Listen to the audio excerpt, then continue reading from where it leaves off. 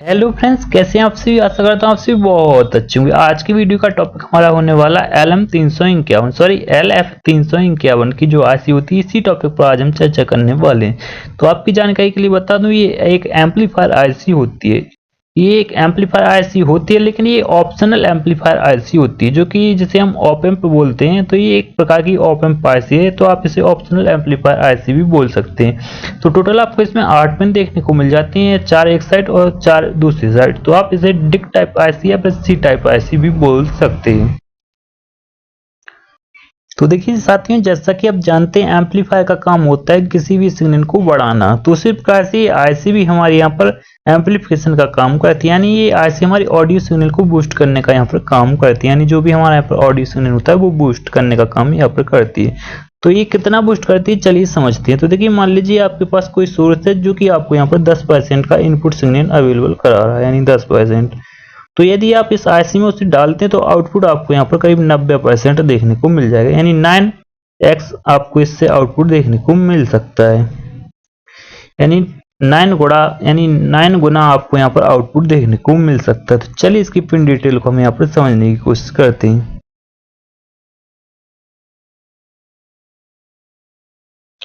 तो देखिए साथियों, आप यहाँ पर देख पा रहे LF351। तो देखिए यहाँ पर ऑफसेट न्यूलिंग की पिन आपको यहाँ पर देखने को मिल रही है, यानी जो पहली नंबर पिन होती है वो ऑफसेट न्यूलिंग। तो ये देखिए एक प्रकार का बैलेंस होता है, जो आउटपुट होता है ये बैलेंस होता है। यानी जो हमें यहाँ पर आउटपुट मिलता है प्लस माइनस फॉर्म में, यानी एसी फॉर्म में जो भी हमें यहाँ पर आउटपुट मिलता है प्लस माइनस, तो ये इन दोनों पिनों से इसके आउटपुट को बैलेंस किया जाता है। तो देखिए यहाँ पर किस प्रकार से किया जाता है, 1 नंबर और 5 नंबर पिन पर एक प्रीसेट लगाया जाता है और उसकी प्रीसेट की मिडिल पिन को माइनस सप्लाई के साथ कनेक्ट कर दिया जाता है। और जैसे हम प्रीसेट को वेरी करते हैं तो यहाँ पर आउटपुट बैलेंस होता है। तो देखिए इसकी जो सेकंड नंबर यानी दूसरी नंबर पिन होती है वो हमारी यहाँ पर इनवर्टिंग इनपुट होती है, और जो हमारे यहाँ पर 3 नंबर की पिन होती है वो नॉन इनवर्टिंग इनपुट होती है। यानी आप चाहे तो यहाँ पर इनवर्टिंग इनपुट यानी नेगेटिव सिग्नल दे सकते हैं, यहाँ पर पॉजिटिव सिग्नल कोई भी दे सकते हैं। और 4 नंबर पिन होती है हमारी यहाँ पर बी माइनस, यानी आप यहाँ पर आपको माइनस सप्लाई देनी होगी।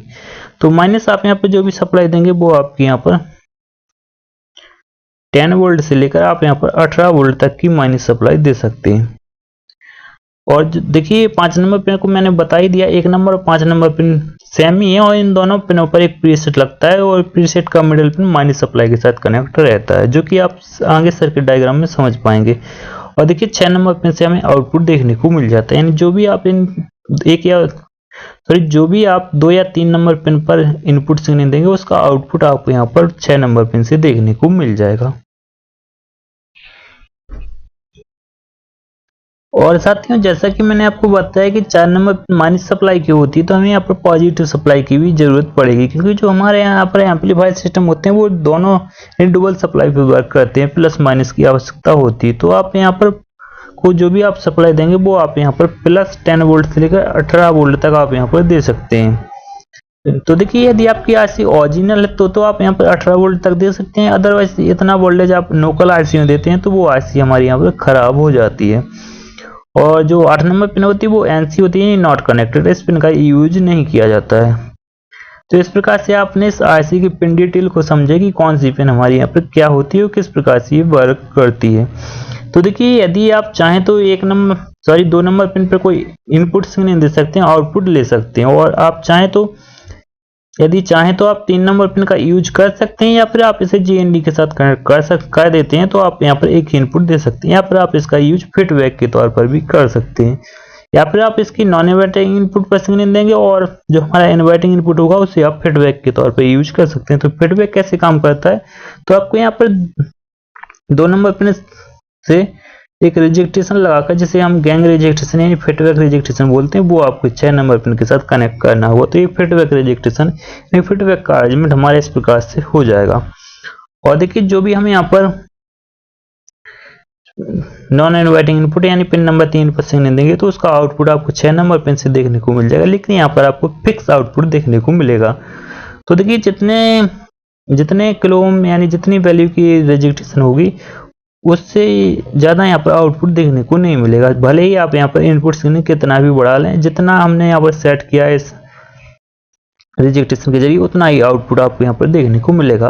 हालांकि यदि आप इसकी आउटपुट पावर को कम ज़्यादा यानी गेन को कम या ज़्यादा करना चाहते हैं तो आप रिजेक्टेशन की जगह पर एक टोन कंट्रोल भी लगा सकते हैं यानी पोटेंशियल मीटर भी लगा सकते हैं, जिससे आप वहाँ पर गेन को भी कंट्रोल कर सकते हैं। तो इस प्रकार से इसकी वर्किंग होती है। तो चलिए और कुछ बातें रह गई वो हम यहाँ पर जान लेते हैं।